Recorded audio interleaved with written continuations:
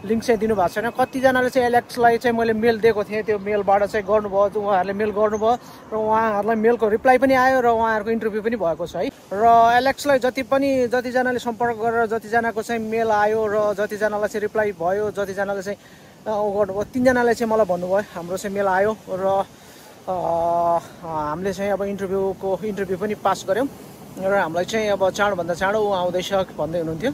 र भिएफएक्सको डेट है, भिएफएक्सको डेट आउने बित्तिकै तपाईँले भिएफएक्स गर्न जान सक्नुहुन्छ र तपाईँहरूको भिसा लागेर आउनेछ है। र तपाईँहरूको भिसा लागेर आएपछि बल्ल मेडिकल हुन्छ, मेडिकल भएपछि तपाईँहरू चाहिँ युके जान सक्नुहुन्छ है, राम्रोसँगले जान सक्नुहुन्छ। सबैलाई शुभकामना छ, राम्रोसँग जानुहोस् र आउनुहोस्, कमाउनुहोस्, रमाउनुहोस्। तर दलै मार्फत चाहिँ 12, 10 होइन 9 तिरेर आउनुहुन्छ। जुन खड्काज्यूले लिएर आउनु भएको छ उहाँ त्यो कहिले तिरिसक्ने, जम्मा 6 महिनाको हुन्छ भिसाको डेट भनौँ न। त्यहाँबाट आफैले केही गर्नुभयो भने ठिकै छ होइन, गर्न सक्नु भएन भने त अलिकति गाह्रै हुन्छ तपाईँहरूलाई।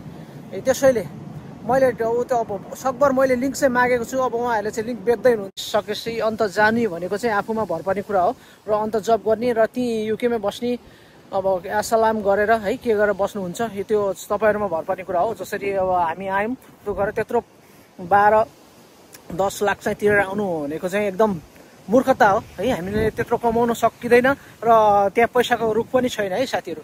यही नै हो मैले लिएर आएको भिडियो है। र युकेकै अब सिजनलकै विषयमा मैले लिएर आएको छु। अहिले चाहिँ अप्सन एसँग मैले पर्मिसन लिएर भनौँ न उहाँसँग चाहिँ कुरा गरेर उहाँको एड्रेसहरू सबै थोक म तपाईँहरूलाई अन्तिमसम्ममा राख्नेछु है। बिचतिर हुनसक्छ, जताततै हुनसक्छ, तपाईँले हेरिदिनुहोस्, राम्रोसँग हेर्नुहोस्।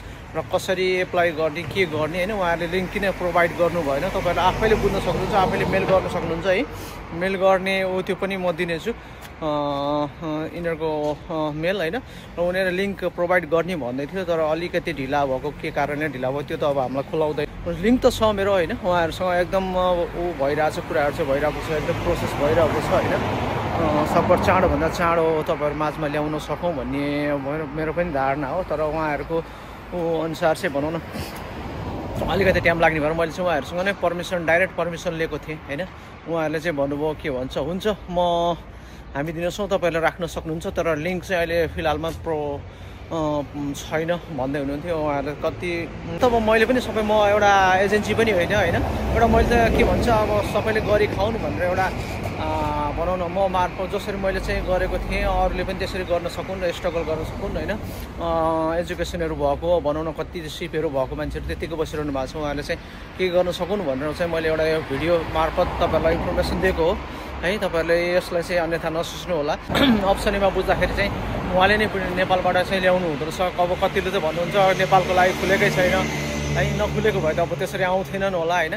र उनीहरूको पार्टीसँग कुराहरू अब कसरी अब सेयर हुन्छ, कसरी के गरेर लिनुहुन्छ त्यो चाहिँ मलाई एक्चुअली थाहा भएन। तर यस मैले पनि लिङ्कद्वारा चाहिँ थाहा पाएँ। उहाँहरूलाई अब आफ्नो दुखेसोहरू देखाउने र कस्तो भने म चाहिँ अब उहीँ बस्छु भन्ने हिसाबले होइन, आफूले मेल लेख्दाखेरि चाहिँ तपाईँको कस्तो भन्छ, मेल कुरा गर्दाखेरि म चाहिँ अब त्यहाँको चाहिँ एग्रिकल्चर सिक्न चाहन्छु, त्यहाँको एग्रिकल्चर सिकेर चाहिँ मेरो आफ्नो देशमा म केही गर्न चाहन्छु, 6 महिना बसेर चाहिँ म निक्लिन चाहन्छु होइन। तपाईँहरूको कल्चरको चाहिँ त्यहाँको भनौँ न खेतीको कस्तो चाहिँ अब नयाँ जेनेरेसनको कस्तो तरिकाले गरिन्छ युकेको खेतीहरू, त्यस्तो तरिकाले म गर्छु भने त्यसरी मिलाएर लेख्नुहोस् है। र सबैजना